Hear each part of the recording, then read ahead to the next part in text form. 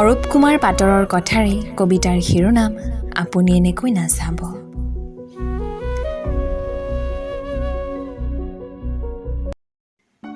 আপুনি এনেকৈ নাচাব, আপোনাক চোৱাৰ হাবিয়াস আৰু দুগুণেই বাঢ়িব।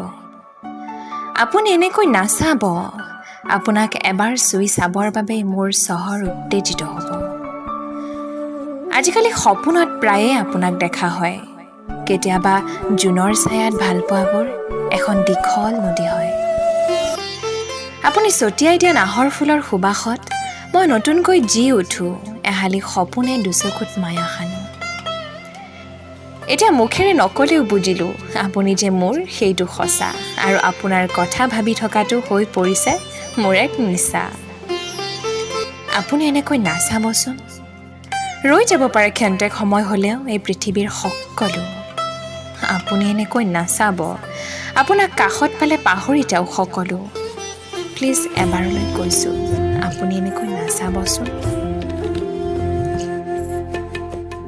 এতিয়া যে তুমি দূৰ, ধোঁৱাতেই গলিছে মোৰ হৃদয় ৰঙী ফাগুন। নিচুকাই নিজকে নিজে আঁকিছো সপোন, তুমি যে মোৰ আপোন।